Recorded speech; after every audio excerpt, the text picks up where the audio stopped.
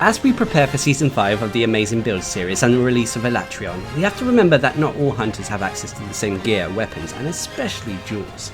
So I'm Darcblade with a budget build for the Insect Glaive in Monster Hunter World Iceborne. Now the main purpose of a budget build is to provide a build for newer hunters who do not have a large jewel collection.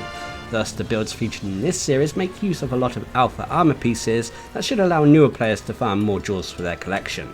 The Insect Glaive is a highly mobile weapon and gives players the option to take to the skies to take on monsters from above. The budget build I'm recommending for the Insect Glaive is a little bit of a balanced build that combines DPS elements, quality of life elements, and elements that should help our stamina. So for this build, you'll need the Fulgor Helm Alpha, the Kirin Jacket Alpha, Rex Royal Braces Alpha, the Fulgor Coil Alpha, and the Garuga Greaves Beta. I'm also using an Attack Charm 5, and for my weapon I'm using the Ruinous Catastrophe. This is the Ruiner Nergigante Insect Glaive. To be honest, you can use other Insect Glaives if you wish, so long as they don't require handicraft. Now, if you have access to augmentations, I'd recommend a health regen augmentation, affinity increase augmentation, and then an augmentation of your choice, to which I've gone for an elemental up augmentation. As for the specialist tools, these are entirely down to personal preference. And with the Insect Glaive, the same can be really said for the Kinsect. To be honest, normally going for a fast Kinsect is optimal, so you can get the Kinsect buffs as quickly as possible. So when it comes to the jewels, now remember this is a budget build, so there are not a lot of rare jewels here. Nonetheless, there are sockets, so you may as well use jewels that you have at your disposal. Personally, I'd recommend a flight jewel for the airborne skill. I'd then recommend expert jewels for some critical eye, protection jewels for some divine blessing, enduring jewels for the item prolonger skill, and then finally, if you have them, I'd recommend enhancer jewels for the power prolonger skill. But obviously you may not have access to all these jewels, so use what you have at your disposal, as none of these are essential. So if you've done what I've done here, you should have a build with 150 health, 100 stamina, which will be 200 health and 200 stamina when you're on a hunt and taking all your relevant consumables. This is thanks to the set bonus we're using. You have an attack of 1011 with maxed out white sharpness. You have 55% base affinity, which can easily be 100 so long as you're attacking monster weak points that have been tenderized through clutch claw attacks first. You have a dragon rating of 210 with high elder seal. Your Kinsect bonus will have a Sever boost, and for your defense you have an OK defense of 1003 that is strong against thunder, neutral against fire and dragon, but unfortunately weak to water and ice. Now when it comes to the skills, this should please anyone with any form of OCD, as everything is pretty much maxed out. First of all, you have Attack Boost at level 7. Attack Boost is a skill that increases the raw attack of a build, and at level 4 or above it also provides us a bonus 5% extra base affinity.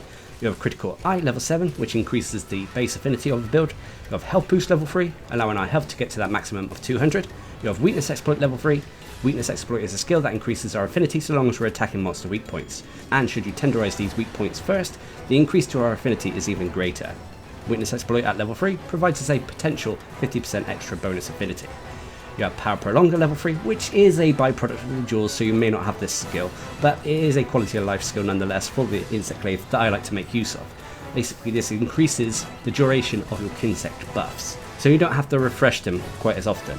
Anyway, you also have Item Prolonger level 1, a combination of armor and jewels, which enables buffs you apply to yourself through items and consumables to last a little bit longer, like Might Seeds and Adamant Seeds.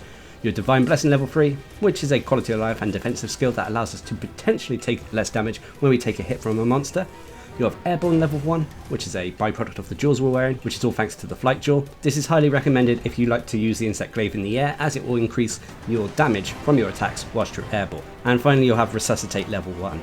Resuscitate is a skill that when we get a blight on our hunter, it will give us improved evasion and reduced stamina consumption. And then finally for the set bonuses, you only have one of them, which is Anjanath Dominance, Stamina Cap Up, allowing our stamina to get to a maximum of 200, which enables us to stay in the air for longer periods. So there we have it, that is the budget build for the Insect Glaive. As you can see, it is a pretty straightforward and yet balanced build for the weapon. But unfortunately it does come with pros and cons, as with all builds in the game. The biggest pro for this build is its balanced damage output. Thanks to having maxed out Attack Boost, Critical Eye and Weakness Exploit, you're able to deal out a decent amount of damage to a monster. On top of that, it also comes with quite a few quality of life skills, thanks to having Power Prolonger, Item Prolonger, Divine Blessing, Resuscitate and Stamina Cap Up. It's going to make hunts feel a lot more easier than they actually are. And then finally, as with all these budget builds, this build can be pretty much used against any monster, regardless of their elemental or element weaknesses. This is because the raw attack of the build is so high and the elemental rating of this build is so low.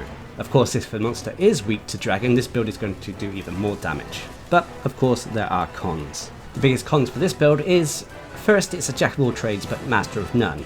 It's definitely balanced and should make hunts feel quite easy, but it's not going to be the fastest killing build out there.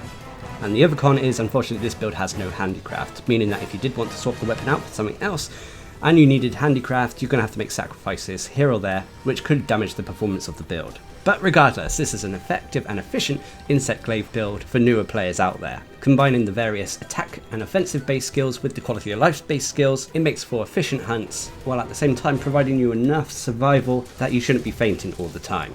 So that is the budget build for the Insect Glaive. Of course, as you farm more and more, hunters will get more gear and weaponry, as well as expand their jewel collection. When this happens, I hope the other builds featured in the Amazing Build series will come in useful. So until next time, I've been Darcblade, bringing you a budget build to the Insect Glaive in Monster Hunter World Iceborne. Hope you enjoyed the video, thanks for watching, subscribe and like for more.